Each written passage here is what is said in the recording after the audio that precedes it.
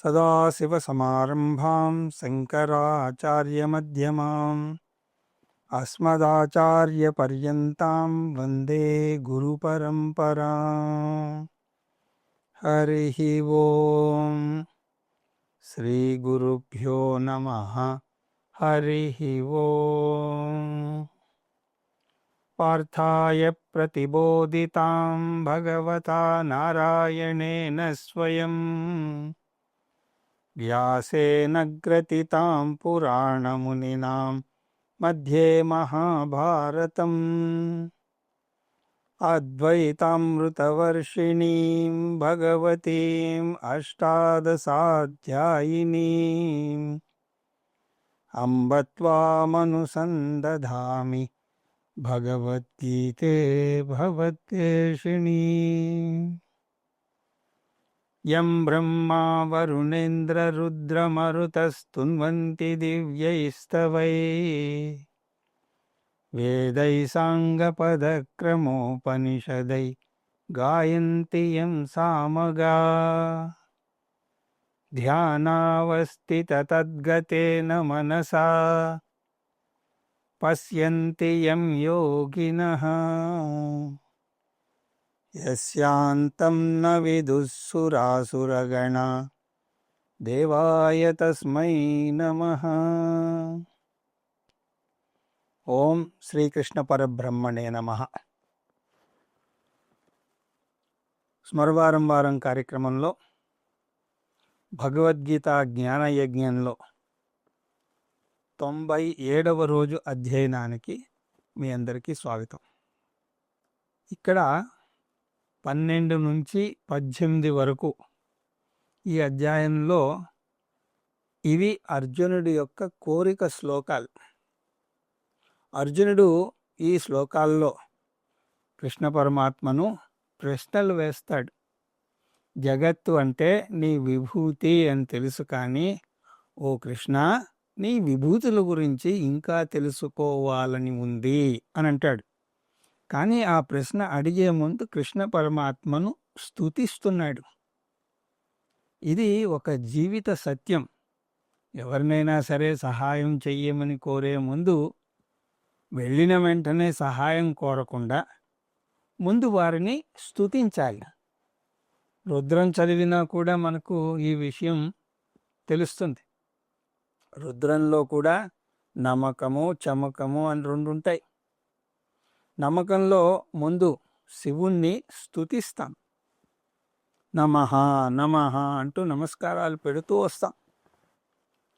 నమో భవాయ చ రుద్రాయ చ నమః సర్వాయ చ పశుపతయే చ నమః నీలగ్రీవాయ చ శితికంఠాయ చ నమః కపర్థినే చ వ్యుప్తకేశాయ చ అంటూ అలాగ అనేక విధాలుగా నమస్కరించాక పరమశివుడు ఆనందంలో ఉండగా మన కోరికలను ఆ లిస్టు విప్పుతాం. అందువల్ల నమ్మకం వెంటనే చమకం కూడా వస్తుంది. అది కూడా వందే భారత్ వేగంతో పఠిస్తాం. భగవంతుడు మనం చేసిన స్థుతి వల్ల కలిగిన ఆనందంలో మునిగి తేలుతూ ఉండగానే ఇక ఆలస్యం చేయకుండా ఆ కోరికలు మనం తీర్చేసుకోవాలి.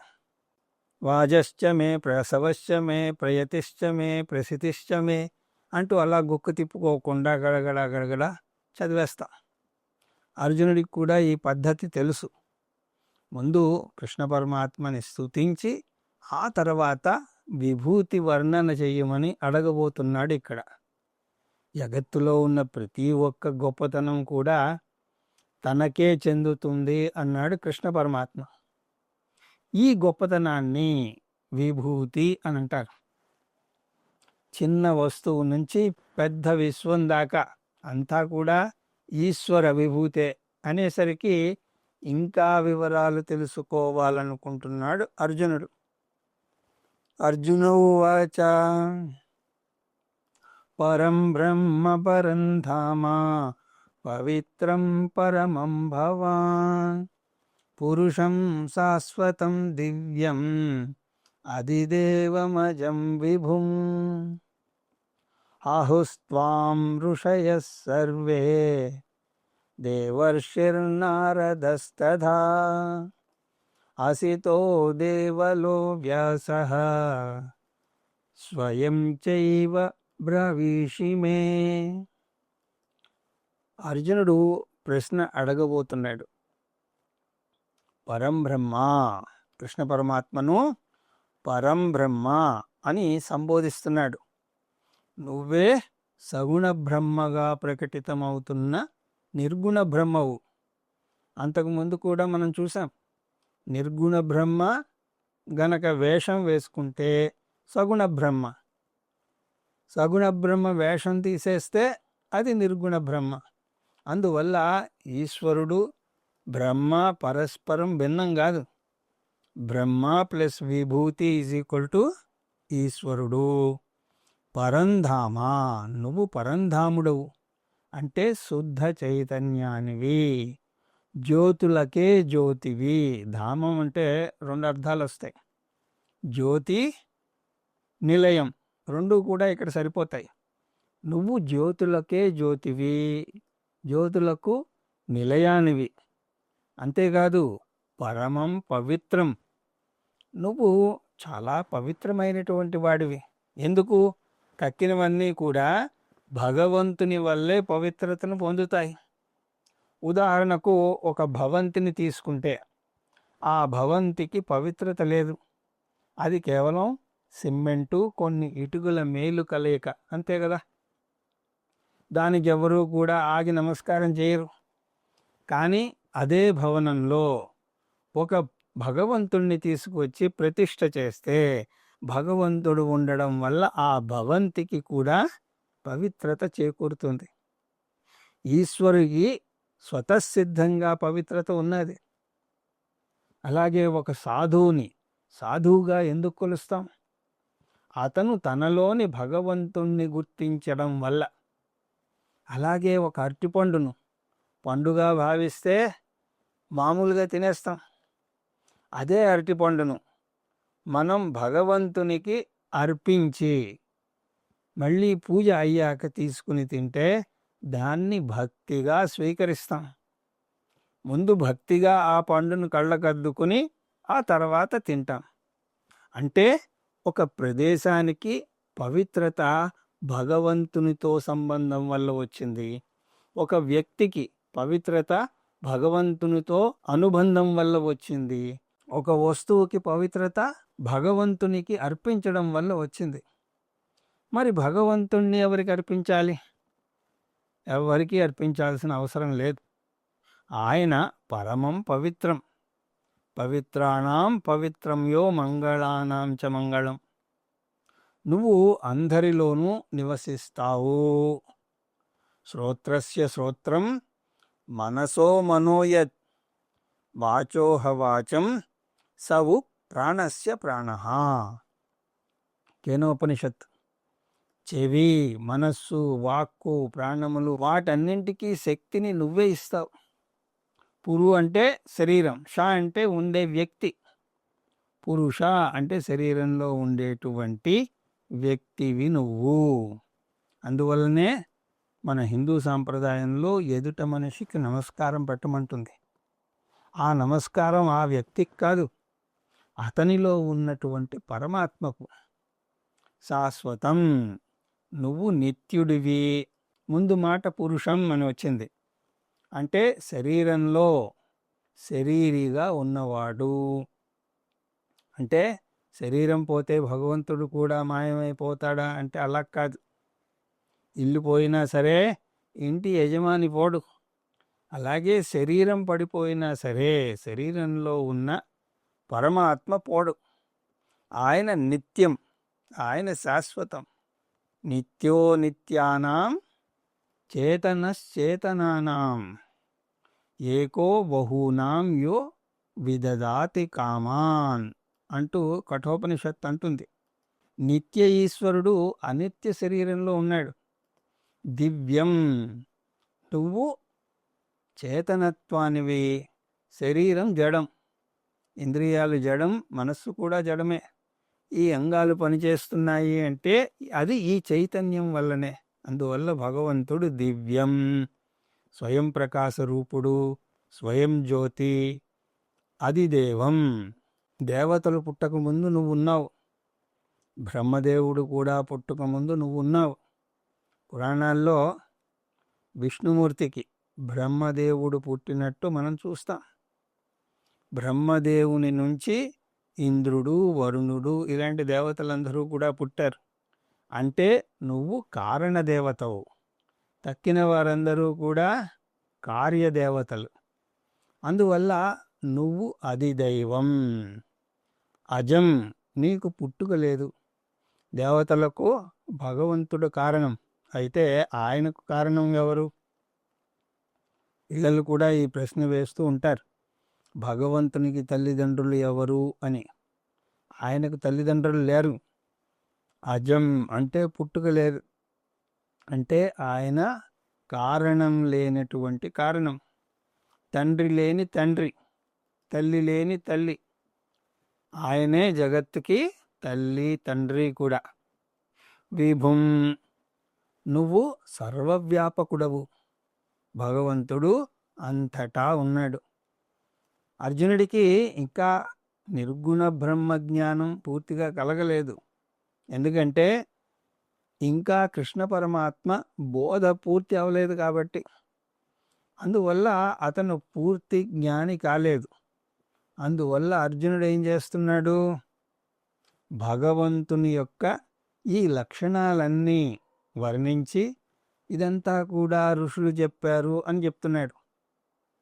అది వచ్చే శ్లోకంలో మనం చూస్తాం. సర్వే ఋషయః ఆహుహు, ఋషులందరూ కూడా అంటున్నారు. ఋషతి అంటే, ఋషి అంటే ఎవరు? ఋషతి జానాతి ఇది ఋషి. ఋషి అంటే జ్ఞాని. ఋషి అంటే అడవిలో ఉండే జటాధారి ఆయనే అవ్వాల్సిన అవసరం లేదు. అందువల్ల జ్ఞానం ఉన్న వ్యక్తిని ఋషి అని అంటారు. ఆ మాటని ముందు శ్లోకంతో మనం కలుపుకోవాలి. అంటే ముందు శ్లోకంలో భగవంతుణ్ణి కీర్తిస్తూ చెప్పిన పలుకులన్నీ కూడా అర్జునుడు ఋషుల ద్వారా విన్నవి. దేవర్షిర్ నారదస్తదా, స్వర్గలోకంలోకి చెందినటువంటి నారదుడు కూడా చెప్తాడు. ఋషులు అంటే భూలోకంలో జ్ఞానులు, దేవర్షి అంటే దేవలోకంలో ఋషి. దేవలోకంలో కూడా అనేక మంది ఋషులు ఉన్నారు. వారిలో గొప్ప ఋషి నారదుడు. నారం అంటే జ్ఞానం, ద అంటే ఇచ్చేవాడు, దదాతి ఇతి, జ్ఞానం దదాతి ఇతి నారదా, అంటే జ్ఞానాన్ని ఇచ్చేవాడు నారదుడు. సంచారం చేసేటువంటి గురువు ఆయన. అంటే ఆయన సంచారం చేస్తూ జ్ఞానబోధ చేస్తాడు. నారదుణ్ణి కలహభోజనుడు అని కూడా అంటారు. కానీ ఆ కలహం వెనక లోక కళ్యాణం అన్నది ఉంటుంది. అలా ఆయన జ్ఞానప్రదాత. అసితః దేవలః వ్యాసః, నారదుల వారికే కాదు తక్కిన ఋషులకు కూడా అన్నారు. అసితుడు ఒక ఋషి, ఆయన పుత్రుడు దేవలుడు. వ్యాసుడు అంటే మహాభారత గ్రంథకర్త, ఈ భగవద్గీత కర్త కూడా. వ్యాసుడు వీటిని రాస్తూ వ్యాసుడు చెప్పాడు అని తన గురించి తాను ఎలా చెప్పుకోగలడు? ఒకటి మనం గుర్తుంచుకోవాలి, ఇది వ్యాసుడు స్వయంగా చెప్పడం లేదు, అర్జునుడు చెప్తున్నాడు ఈ మాటల్ని. స్వయంచ ఏవ బ్రవీషిమే, నువ్వే నాకు స్వయంగా చెప్తున్నావు అని అంటున్నాడు. నాకు నీ మీద శ్రద్ధ ఉంది, నువ్వే సత్యం పలుకుతావు, నువ్వు నన్ను సరి అయిన దారిలో నడిపిస్తావు. ఓ పరంధామ, పరం బ్రహ్మ, పవిత్రం పరమం భవాన్. ఇదంతా కూడా కృష్ణుణ్ణి స్తుతిస్తూ అర్జునుడు చెప్తున్నాడు. కృష్ణుడు ఈ మెప్పులకి పొంగిపోతాడు అని కాదు, తన తృప్తి కోసం అతను కీర్తిస్తున్నాడు.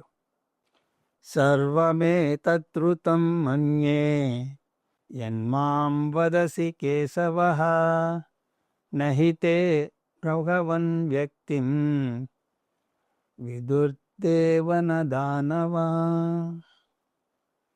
నీ లీలామాయ స్వరూపం దానవులకు ఇంకా దేవతలకు కూడా తెలియదు.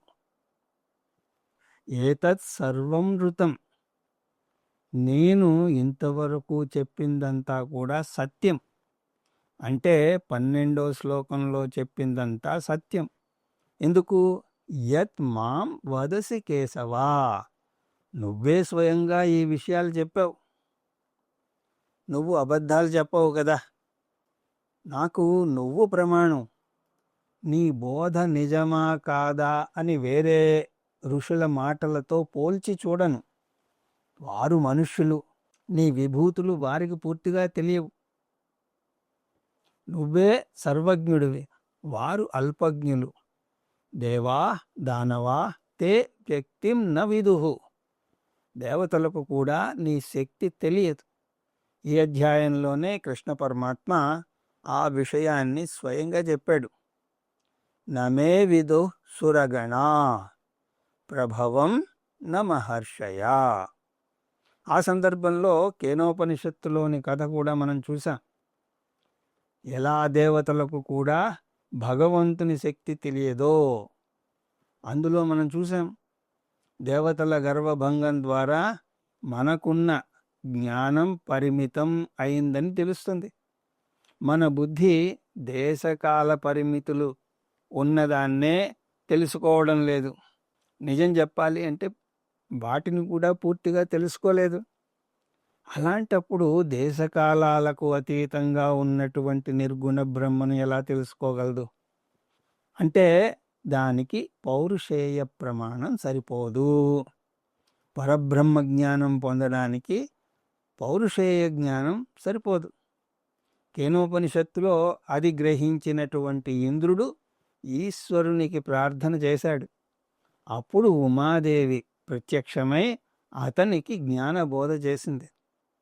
దేవతలకే భగవానుని యొక్క స్వరూపం అర్థం కాకపోతే ఇక దానవులకు ఎలా తెలుస్తుంది? సత్వగుణ ప్రధానులైనటువంటి దేవతలకే తెలియకపోతే రజోగుణం ప్రధానమైనటువంటి దానవులకు తెలియడం కష్టం. అందువల్ల భగవంతుని విభూతి ఎవరికి తెలుస్తుంది అంటే భగవంతుడైనటువంటి కృష్ణ పరమాత్మకే తెలుస్తుంది. ఎవరినో అడగడం ఎందుకు? సాక్షాత్తు భగవంతుడే తన ముందు ఉండగా. భగవాన్ తే వ్యక్తిం, ఓ భగవంతుడా నీ విభూతి గురించి నువ్వే స్వయంగా నాకు చెప్పు. స్వయమేవాత్మనాత్మానం వేత్తత్వం పురుషోత్తమ భూతభావన భూతేశ దేవదేవ జగత్పతే.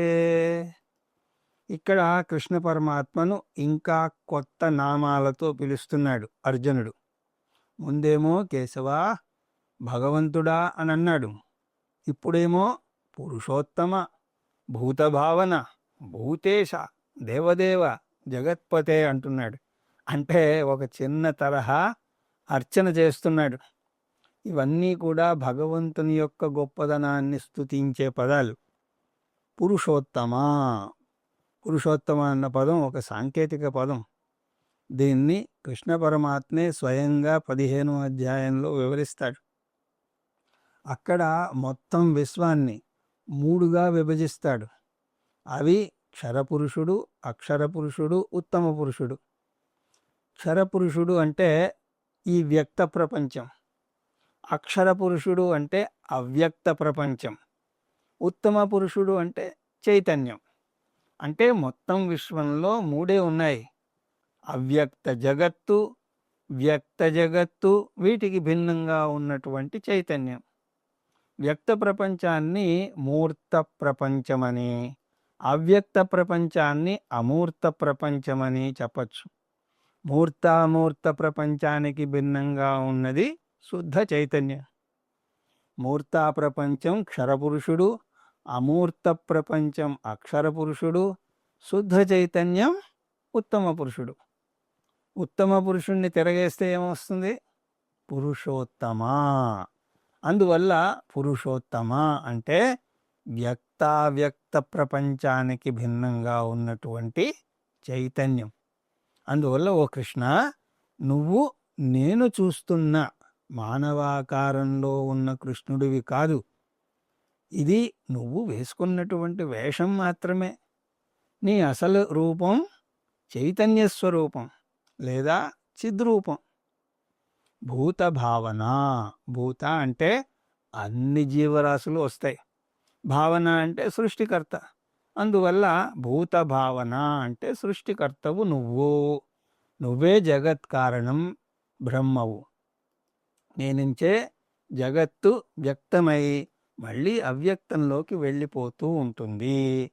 అందువల్ల భూత భావన భూతేశా.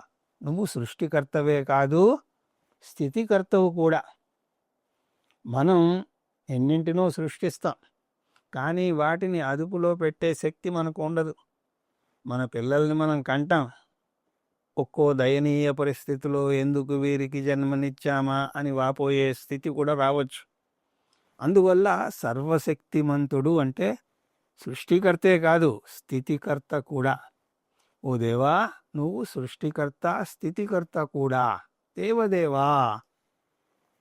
ఈ పదం ముందు కూడా మనం చూసాం. నువ్వు దేవతలకే దేవుడవు. దేవతలు అంటే ఇంద్రుడు, వరుణుడు, అగ్ని, వాయువు ఇలాంటి వారందరూ. వారిని కూడా నువ్వు అదుపులో పెట్టేవాడివి. భయాదగ్నిశ్చాస్తపతి, భయాత్తపతి సూర్య, భయాదింద్రశ్చ వాయుశ్చ, మృత్యుర్ధావతి పంచమా అంటూ కఠోపనిషత్తులో వస్తుంది. అగ్ని, సూర్యుడు, ఇంద్రుడు, వాయువు, యమధర్మరాజు వీళ్ళందరూ కూడా భగవంతుని మీద భయం చేతనే వారు వారి వారి పనిని సక్రమంగా చేస్తున్నారు అని యమధర్మరాజే స్వయంగా చెప్తాడు. అందువల్ల నువ్వు దేవదేవుడివి, దేవానాం దేవః. అలాగే జగత్పతే, జగత్తును భక్షించాలని చూసేవారి నుంచి నువ్వు జగత్తుని రక్షిస్తావు. పరిత్రాణాయ సాధూనాం వినాశాయ చ దుష్కృతాం ధర్మ సంస్థాపనార్థాయ సంభవామి యుగే యుగే అంటూ మనం చూసాం. ఎప్పుడైతే ఈ జగత్తు ప్రమాదంలో పడిపోతుందో అప్పుడు నువ్వే జగత్తుని రక్షించడానికి అవతరిస్తావు. భగవంతుని గురించి కృష్ణ పరమాత్మనే ఎందుకు అడుగుతున్నాడు? దీనికి కారణం ఏమిటి అంటే మొదటి పాఠంలోనే అతను చెప్తున్నాడు, స్వయమేవాత్మానాత్మానం వెత్త. నీ గురించి నీకు మాత్రమే పూర్తిగా తెలుసు. తక్కిన వారికి నీ గొప్పదనం తెలియదు. నీకు ఎలా తెలుసు అంటే స్వయం వేత్త, స్వయంగా తెలుసు. భగవంతునికి ఇంకొక గురువు ఉంటే ఆ గురువు ఎవరు అనే ప్రశ్న ఉదయిస్తుంది. అందువల్ల అర్జునుడు ఆత్మనా వేత్త అంటున్నాడు. భగవంతుడు సర్వజ్ఞుడు. మనం అజ్ఞానులుగా పుట్టాం. అజ్ఞానాన్ని పారద్రోలుకోవడానికి గురువు దగ్గరికి వెళ్ళి నేర్చుకోవడానికి నానా అవస్థలు పడుతూ ఉంటాం. కానీ భగవంతుడు ముందే జ్ఞాని, ఆయన సర్వజ్ఞుడు. అందువల్ల నీ గురించి నీకే తెలుసు. పైగా నీ గురించి పూర్తిగా నీకు మాత్రమే తెలుసు. అందువల్ల నువ్వే నీ గురించి సంపూర్ణంగా చెప్పగలవు. అలాంటి గొప్ప ఆచార్యుడివి నీవు అని వక్తుమర్హస్య శేషేణ దివ్యాహ్యాత్మ విభూతయః యాభిర్విభూతిభిర్లోకాన్ ఇమాం స్తవం వ్యాప్యసిష్టతి. ముందు శ్లోకం వరకు స్తుతి చేశాడు, ఇప్పుడు కోరికను కోరుతున్నాడు. అంటే ముందు నమ్మకం చేశాడు, ఇప్పుడు చమకానికి వస్తున్నాడు. వక్తుం అర్హసి, నువ్వు నాకు బోధించాలి. అర్హసి అనే పదం వినయంగా ఆజ్ఞాపిస్తుంది. నువ్వు నాకు బోధించాలి. ఏం బోధించాలి? ఆత్మవిభూతయ, నీ విభూతులను గురించి చెప్పాలి. ఆత్మ అంటే ఇక్కడ నీ అని అర్థం. అంటే నీ గురించి నువ్వు చెప్పు. అది కూడా ఎటువంటి విభూతుల గురించి? దివ్యాహ అసాధారణమైనటువంటి విభూతుల గురించి చెప్పాలి. ఎందుకంటే మనం చేసే ప్రతి పని కూడా ఒక విభూతే. మనం నడవడం కూడా ఒక విభూతే. అది విభూతి అని మనకు ఎప్పుడు తెలుస్తుంది? అడుగు తీసి అడుగు వేయడం కష్టమైన వారిని చూస్తే అది మనకు తెలుస్తుంది. ఫిజియోథెరపీ జరిగే చోటుకు వెళ్ళి చూస్తే మనకు తెలుస్తుంది మనం ఎంత గొప్పవారమో అని. ఊపిరి పీల్చుకోవడం ఒక విభూతి, మూత్రపిండాలు సరిగా పనిచేయడం ఒక విభూతి, ప్యాంక్రియాస్ సరిగా పనిచేయడం ఒక విభూతి. వెంటిలేటర్ మీద ఉన్నప్పుడు ఊపిరితిత్తుల విలువ మనకి తెలుస్తుంది. డయాలసిస్ తీసుకోవాల్సి వస్తే మూత్రపిండాల యొక్క విలువ మనకు తెలుస్తుంది. ఇన్సులిన్ ఇంజెక్షన్ తీసుకోవాల్సి వస్తే ప్యాంక్రియాస్ విలువ మనకు తెలుస్తుంది. ఏ ఒక్క అంగం దెబ్బతిన్నా కూడా దాన్ని మార్చాలి అంటే లక్షలు ఖర్చు పెట్టాల్సి ఉంటుంది. అంటే మనం ఎన్ని లక్షల విలువ చేస్తామో ఒకసారి ఆలోచించండి. ప్రపంచంలోనే అత్యంత గొప్ప ఐశ్వర్యవంతులం మనం. కానీ మనకు మన శరీరం యొక్క విలువ తెలియడం లేదు. ఎందుకంటే పుట్టినప్పటి నుంచి అవి ఉండి వాటి పని అవి నిశ్శబ్దంగా చేసుకుంటూ పోతున్నాయి. కాబట్టి ఇక్కడ అర్జునుడు అంటున్నాడు, నాకు లౌకిక విభూతుల గురించి అవసరం లేదు, నాకు నీ దివ్యమైన విభూతుల గురించి చెప్పు. యాభిహి విభూతిభిహి, ఏ విభూతులతో అయితే ఇమాన్ లోకాన్ వ్యాప్య తిష్టసి, నువ్వు ఈ సృష్టినంతా వ్యాపించి ఉన్నావో అవి చెప్పు అంటున్నాడు అర్జునుడు. ఈ విభూతులన్నీ కూడా ఒక్కచోట లేవు. అవి విశ్వమంతా కూడా ఏదో ఒక రూపంలో వ్యాపించి ఉన్నాయి. యాభిహి విభూతిభిహి అంటే అటువంటి అసాధారణమైనటువంటి విభూతులతో నువ్వు విశ్వమంతా వ్యాపించి ఉన్నావు. నాకు అటువంటి విభూతుల గురించి వినాలని ఉంది. ఎందుకో రాబోయే శ్లోకంలో చెప్పబోతున్నాడు అర్జునుడు. కథం విద్యమహం యోగి త్వాం సదా పరిచింతయన్ కేషు కేషు చ భావేషు చింత్యోసి భగవన్మయా. ఈ శ్లోకంలో అర్జునుడు కృష్ణ పరమాత్మను తన విభూతుల యొక్క లిస్టు ఇవ్వమని కోరుతున్నాడు. అది ఈశ్వర ధ్యానం చేయడం కోసం. నువ్వు చెప్పే విభూతుల్లో నాకు ఏది నచ్చితే దాని మీద నేను ధ్యానం చేస్తాను. ఇష్టాయిష్టాలు మనిషిని బట్టి మారుతూ ఉంటాయి. కొంతమందికి విరబూసినటువంటి పువ్వులు నచ్చితే, కొంతమందికి అప్పుడే తొంగి చూస్తున్నటువంటి సూర్యుడు ఆగట్టుకుంటే, మరికొందరికి ఎగసి పడుతున్న సముద్రపు అలలు ఆకర్షిస్తాయి. ఆ విధంగా అద్భుతమైనటువంటి వస్తువు ఏదైనా ధ్యానం చేయడానికి ఆలంబన అవుతుంది. ఆలంబనం అంటే ప్రతీక. అందువల్ల మన సాంప్రదాయంలో దేని మీదైనా సరే ధ్యానం చేయవచ్చు. అంటే సూర్యుడు, చంద్రుడు, సర్పం, నది, దేని మీద చేసినా కూడా, అలా ఏ వస్తువు మీద ధ్యానం చేసినా ఆ వస్తువుని ధ్యానం చెయ్యం. ఆ వస్తువుని ప్రతీకగా తీసుకుని దాని మీద భగవంతుణ్ణి ఆవాహన చేస్తాం. కేషు కేషు చ భావేషు, ఏ ఏ వస్తువుల మీద నిన్ను ధ్యానం చెయ్యవచ్చో చెప్పు అంటున్నాడు అర్జునుడు. చింత్యః, ఉపాసన చెయ్యవచ్చో ఆ లిస్టు నాకు చెప్పు. నువ్వు చెప్పే వాటిలో నాకు ఇష్టమైన దానిని నేను తీసుకుంటాను. అటువంటి ఉపాసనను విరాట్ ఉపాసన అని అంటారు. విరాట్ అంటే ఈశ్వర ధ్యానం అవుతుంది. కానీ విరాట్కి చిహ్నంగా ఒక చిన్న ప్రతీకను తీసుకుంటాం. ఆ ప్రతీక ఆవు కూడా కావచ్చు. ఆవు బొమ్మ మీద అనేక దేవతలు బొమ్మలు వేస్తారు. దానికి అర్థం ఆవు ఈ దేవతలందరికీ కూడా ప్రతీక. అలా ఒక వస్తువుని ఆలంబనగా తీసుకుని సమిష్టి ఈశ్వరుడి మీద ఉపాసన చేస్తాం. బృహదారణ్యకోపనిషత్తు అశ్వధ్యానంతో మొదలవుతుంది. అంటే గుర్రం మీద ధ్యానం. అక్కడ కూడా గుర్రంలోని ఒక్కొక్క భాగాన్ని తీసుకుని ఆ భాగంలో సమిష్టి అంశాన్ని చూడమంటుంది. ఓం ఊషా వా అశ్వస్య మేధస్య శిరః సూర్యస్య చక్షుర్వాతః ప్రాణో వ్యాత్తమగ్నిర్వైశ్వానరః సంవత్సర ఆత్మా స్వస్య మేధస్య అంటూ బృహదారణ్యకంలోని మంత్రం. అలాగా మనస్సుకు నచ్చినటువంటి ఏ వస్తువునైనా తీసుకుని దానిలో సమిష్టి ప్రపంచాన్ని చూడాలి. అలాంటి విరాట్ ఉపాసన చేయడం వల్ల కలిగే లాభం ఏమిటిట? సదా త్వాం పరిచయన్.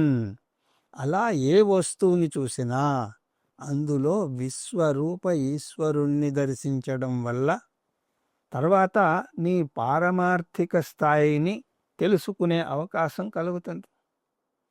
సంధ్యావందనం చేసేటప్పుడు కూడా నీళ్లు చేతిలో తీసుకుని నీళ్లను చూస్తూ ఈ క్రింద మంత్రాన్ని పఠిస్తారు. ఆపోవా ఇదగం సర్వం విశ్వభూతాన్యాపః ప్రాణావా ఆపః పశవ ఆపో నమాపోమృత మాపః సమ్రాడాపో విరాడాపః స్వర్వాడాపశ్చ దాగంశ్యాపో జ్యోతిగంశ్యాపో యజగంశ్యాప సత్యమాపః సర్వదేవతా ఆపో భూర్భవస్సువరాపవోం అంటూ మహానారాయణోపనిషత్తులోంచి తీసుకోబడినటువంటి మంత్రం. సృష్టిలో అద్భుతమైన వాటిల్లో నీరు ఒకటి. అందువల్ల ఆ నీరుని చేతిలోకి తీసుకుని సకల దేవతలను, వేదాలను, పశువులను, సకల ప్రాణులను అందులోకి ఆవాహన చేస్తాం. అప్పుడు అది మామూలు నీరు కాదు, ఈశ్వరుడవుతుంది. అప్పుడు ఆ నీళ్ళలోకి ఆవాహన చేసినటువంటి భగవంతుని దీవెనలను మనం కోరుతాం. అలా చేయడం వల్ల ఏమవుతుంది? త్వాం అహం విద్యాం, నాకు నీ ఉన్నత స్వరూపం తెలుస్తుంది. విశ్వరూప ఈశ్వరుని కన్నా ఉన్నత రూపం ఏమిటి? అరూప ఈశ్వరుడు లేదా నిర్గుణ బ్రహ్మ. విశ్వరూప ఈశ్వరుడు అంటే సగుణ బ్రహ్మ. ఆ సగుణ బ్రహ్మ నుంచి నేను నిర్గుణ బ్రహ్మ జ్ఞానానికి వస్తాను. ఎందుకంటే నిర్గుణ బ్రహ్మ జ్ఞానం పొందకుండా మోక్షం పొందే మార్గమే లేదు. నిర్గుణ బ్రహ్మ జ్ఞానం పొందడాన్ని వాయిదా వేయచ్చేమో కానీ దాన్ని పూర్తిగా తప్పించుకోలేం. అందువల్ల నీ విశ్వరూపాన్ని ఊహించుకోవడం వల్ల నేను ఎప్పుడో ఒకప్పుడు నీ నిర్గుణ జ్ఞానానికి వస్తాను అంటున్నాడు అర్జునుడు. ఒక మామూలు చీర కొనాలి అంటే కొన్ని రంగుల చీరలే ఉన్న దుకాణాన్ని వదిలేసి ఒకే రంగులోనే అనేక వేల చీరలున్న దుకాణానికి వెళతాం. అలాగా నాకు అనేక ప్రతీకల గురించి చెప్పు అంటున్నాడు అర్జునుడు. కొంతమంది మన హిందూ మతాన్ని విమర్శిస్తారు. మనకు అనేక మంది దేవతలు ఉన్నారు అని వాళ్ళ యొక్క విమర్శ. నిజానికి అది తప్పు కాదు, మనకు ప్రత్యేకమైనటువంటి అవకాశం. వాళ్ళ మతంలో వారికి ఇష్టం లేకపోయినా సరే ఒక్కరే దేవుడు ఉంటాడు. మనకు అలా కాదు, మనకు ఏ దేవుడు ఇష్టమైతే ఆ దేవుణ్ణి పూజించి తద్వారా జ్ఞానయోగ్యతా ప్రాప్తిని పొంది చివరికి నిర్గుణ బ్రహ్మ జ్ఞానానికి వచ్చి ఆ తర్వాత మోక్షాన్ని పొందొచ్చు. అందువల్ల ఉపాసన చెయ్యడం కోసం కావాలి అని అంటున్నాడు అర్జునుడు. ఉపాసన ఎందుకు?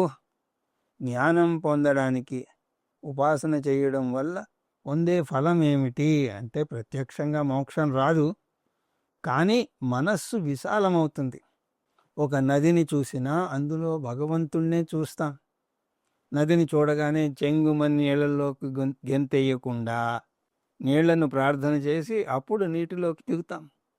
ఏదైనా ఆహార వస్తువుని చూసినా సరే అంతే, చటుక్కుని నోట్లో వేసేసుకోకుండా భగవంతుణ్ణి తలుచుకుని భక్తిపూర్వకంగా కళ్ళకద్దుకుని అప్పుడు నోట్లో వేసుకుంటాం. ఇటువంటి మార్పు రావడం కోసం అర్జునుడు కృష్ణ పరమాత్మను సహాయం కోరుతున్నాడు. అలాగే ఒక పెద్ద లిస్టు కూడా ఇస్తాడు కృష్ణ పరమాత్మ. విస్తరేణాత్మనో యోగం విభూతించ జనార్దన భూయః కథయ తృప్తిర్హి శృణ్వతో నాస్తి మే మృతం. ముందంతా కూడా కృష్ణ పరమాత్మను స్తుతించి ఈ శ్లోకంలో తనకు కావలసిందేమిటో చెప్పబోతున్నాడు. పరమాత్మ, పరంధామ, పరమం, పవిత్రం, శాశ్వతం, ఆదిదేవ అలాంటి పదాలతో భగవంతునికి అర్చన చేశాడు. ఇప్పుడు కోరిక ఏమిటది? జనార్దన, జనులందరూ పూజించే మహానుభావుడు. జనైః అర్జ్యతే యుజ్యతే ఇది జనార్దన. కథయా, నువ్వు నాకు వివరంగా చెప్పు. ఏమిటి చెప్పాలట? ఆత్మనః యోగం. ఇక్కడ ఆత్మనః అంటే నీ యొక్క యోగశక్తి, దాని గురించి నువ్వు వివరించు.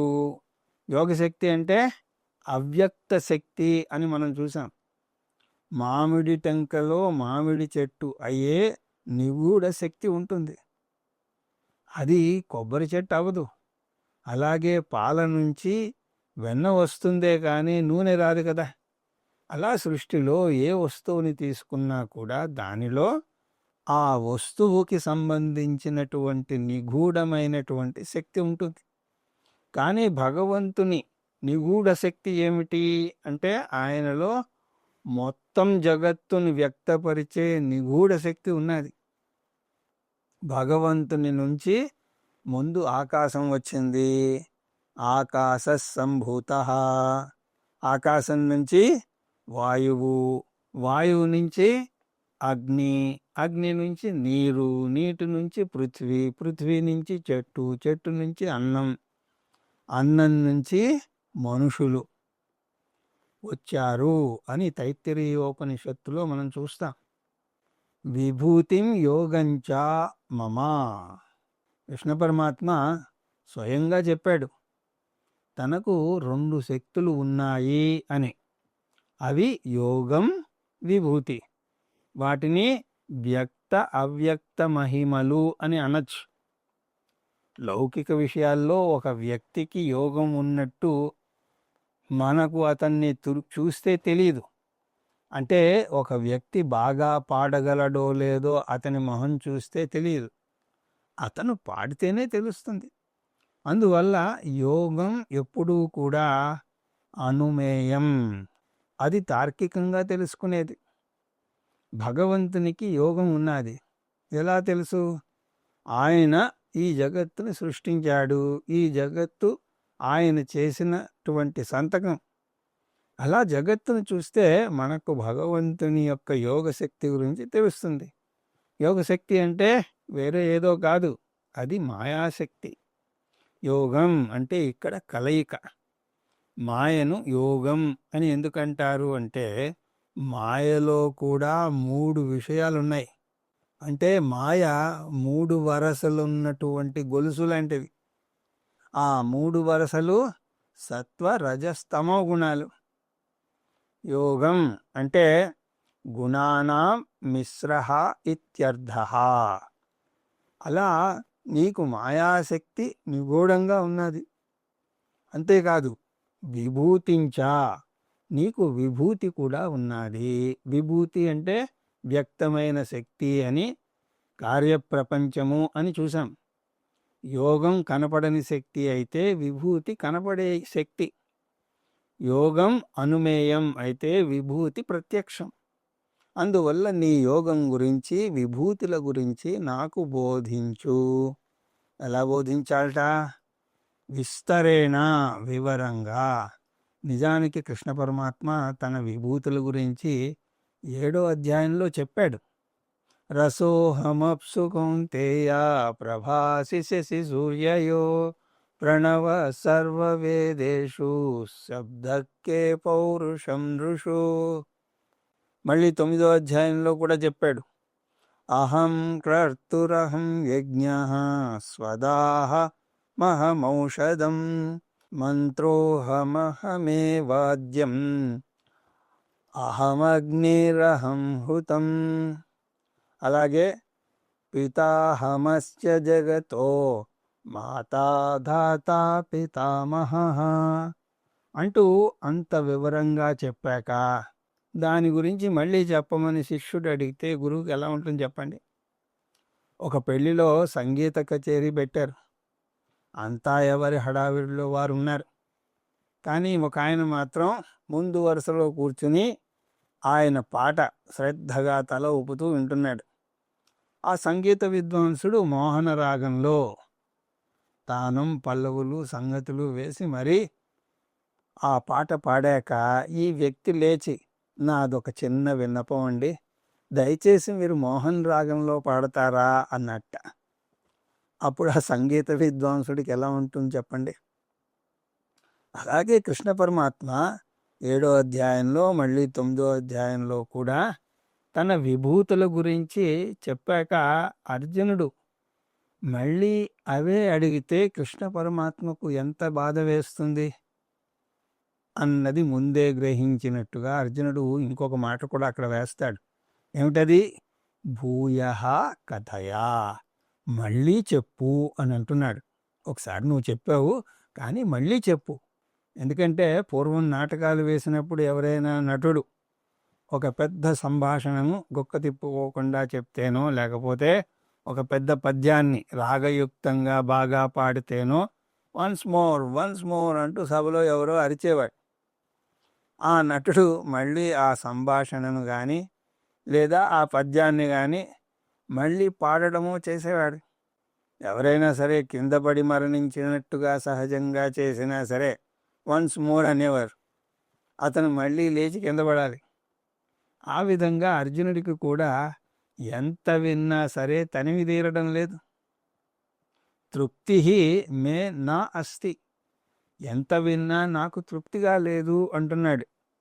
అంటే మళ్ళీ మళ్ళీ వినాలి అని అనిపిస్తోంది. లౌకిక విషయాల్లో అలా కాదు. మనకు ఇష్టమైనటువంటి స్వీట్ ఏదైనా ఒకటి తింటే చాలా బాగుంటుంది, 2 తింటే కొంచెం ఇంకా బాగుంటుంది, 3, 4, 5, 6 తింటే ఏమవుతుంది? వాంతి వస్తుంది. అలాగే పాటలకు మనకు నచ్చినటువంటి పాటలని మళ్ళీ మళ్ళీ విందామని చెప్పి అప్పట్లో క్యాసెట్లు కొనుక్కొని భద్రంగా దాచుకునేవాళ్ళం. కానీ కొన్నిసార్లు విన్నాక మనకే మొహం మొత్తేస్తుంది, తీసుకువెళ్ళి ఎక్కడో పెట్టేస్తాం. అవి అలా మట్టి కొట్టుకుపోతూ ఉంటాయి, కానీ మళ్ళీ వాటిని వినం. అలాగా ఇంట్లో ఎన్ని క్యాసెట్లు మట్టి కొట్టుకుపోయాయో ఒకసారి గుర్తు తెచ్చుకోండి. ఈ రోజుల్లో అయితే వాటిని చెత్తబుట్టలో పడేస్తారు కూడా. కానీ ఈశ్వర విభూతి శ్రవణం అలా కాదు, విన్న కొద్దీ వినాలి అని అనిపిస్తుంది. అందువల్ల మే సృజస్వతః, నాకు తృప్తి లేదు కాబట్టి మళ్ళీ వినాలని ఉంది అంటున్నాడు అర్జునుడు. ఎందుకు తృప్తి లేదు? అది అమృతం కాబట్టి. నేను వింటాను, అందువల్ల మళ్ళీ చెప్పు. కానీ అంతకుముందు ఏదో కేవలం ఒక శ్లోకంలో చెప్పావు, అది చాలదు నాకు. విస్తారంగా విపులంగా చెప్పు. కృష్ణ పరమాత్మ కూడా అలాగే విపులంగా చెప్తాడు.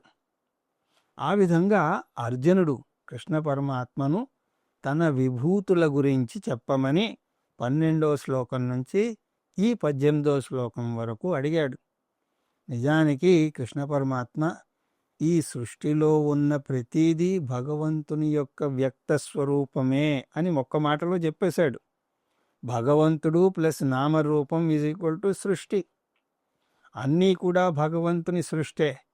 అయినా కూడా కొన్నింటిని చూస్తే వాటి వైపు ఆకర్షించబడతాం, కొన్నింటిని చూస్తే చీదరించుకుంటాం. ఒక గున్న ఏనుగుని చూస్తే ముచ్చటేసి అలాగే చూస్తూ ఉండిపోతాం. అదే ఒక బొద్దింకను చూస్తే దాన్ని అసహ్యించుకుంటాం. కానీ ఒక పెద్ద అణుబాంబు విస్ఫోటన జరిగితే మనమంతా మరణిస్తాం, కానీ ఆ బొద్దింక మరణించదు. దానికి అలాంటి గొప్ప నిర్మాణం ఉన్నది. అది కూడా మరి భగవంతుని విభూతే. కానీ దాన్ని అలా స్వీకరించడానికి మనస్సు ఒప్పుకోదు.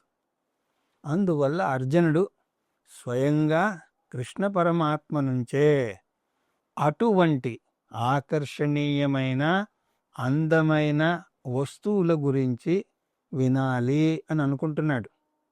నిజానికి అలాంటి అందమైన వస్తువుల్ని చెప్పమంటే మనమే ఒక పెద్ద లిస్టు చెప్పచ్చు. పువ్వుల్లోకెల్లా అతి అందమైనది పక్షుల్లోకెల్లా అందమైన పక్షి, జంతువుల్లోకెల్లా అందమైన జంతువు, క్రికెట్ ఆటగాళ్ళల్లో గొప్ప ఆటగాడు, మన గురువుల్లోకెల్లా గొప్ప గురువు, అలాగే భగవద్గీతలో గొప్ప అధ్యాయం, ఇలా ఎన్నో చెప్పుకుంటూ పోవచ్చు. కాకపోతే ఒక్కొక్కరికి ఒక్కొక్క అభిప్రాయం ఉంటుంది. భగవద్గీతలోనే తీసుకుంటే అందరికీ ఒకే అధ్యాయం నచ్చదు. అలాగా ఒక అందమైన వస్తువుని తీసుకుంటే దాని మీద ధ్యానం చెయ్యొచ్చు అంటున్నాడు అర్జునుడు. మనస్సు మనకు తెలియకుండానే అందమైన వస్తువు వైపుకి, అద్భుతమైన వస్తువు వైపుకి వెళ్ళిపోతుంది. మనం ఆ అందమైన వస్తువుల్ని ఈశ్వరునికి ప్రతీకగా మనం తీసుకోవచ్చు. దాని ద్వారా సమిష్టి ఈశ్వర ధ్యానం చెయ్యొచ్చు. మనస్సు ఒక్కసారి ఒక్క వస్తువు గురించే ఆలోచించగలదు. కళ్ళు ఒకసారి ఒక వ్యక్తినే చూడగలవు. అందువల్ల ఒక పరిమితి ఉన్నటువంటి వస్తువుని ఆలంబనంగా తీసుకుని దాని మీద సర్వవ్యాపకుడైనటువంటి భగవంతుణ్ణి ఆవాహన చేస్తాం. దాన్ని ఆలంబనం అని అంటారు. ఏతదాలంబనం శ్రేష్టం ఏతదాలంబనం పరం అంటూ కఠోపనిషత్తులో వస్తుంది. ఈ ఆలంబనం అన్నది 2 రకాలు. అవి ప్రతిమా ఆలంబనం, ప్రతీక ఆలంబనం. ప్రతిమా ఆలంబనం అంటే మానవ రూపం ఉన్నటువంటి ఆలంబనం. ఉదాహరణకు రాముడు, కృష్ణుడు. సర్వవ్యాపకమైనటువంటి భగవంతునికి ఒక మానవ ఆకారం ఇస్తాం. కానీ మానవ రూపం లేని దాన్ని ప్రతీక అంటారు. ఉదాహరణకు సాలగ్రామం శివలింగం, లేకపోతే పసుపు ముద్ద. పసుపు ముద్దను వినాయకునిగా చేసి దాని మీద వినాయకుడిని ఆవాహనం చేస్తాం. అలాగా తోటి మనిషిని కూడా మనం ఆరాధించవచ్చు. కానీ అది అతనికి తెలిస్తే అతనిలో అహంకారం పెరుగుతుంది. అయినా సరే మనం తల్లి, తండ్రి, గురువులను భగవంతునిగా కొలుస్తాం. మాతృదేవో భవ, పితృదేవో భవ, ఆచార్య దేవో భవ. అందువల్ల మనుష్యులు కూడా ఆలంబనం కావచ్చు. కానీ అర్జునుడికి భగవంతుడు చెప్పే ఆలంబనలు కావాలి. తనే ఒక లిస్టు తయారు చేసుకోగలడు, కానీ కృష్ణ పరమాత్మను విస్తారంగా చెప్పమంటున్నాడు. కృష్ణ పరమాత్మ కూడా విసుక్కోకుండా చెప్పబోతున్నాడు. ఆ బోధనంతా కూడా మనం తర్వాత తరగతుల్లో దర్శించే ప్రయత్నం చేద్దాం అని తెలియజేసుకుంటూ హరి ఓం తత్సత్.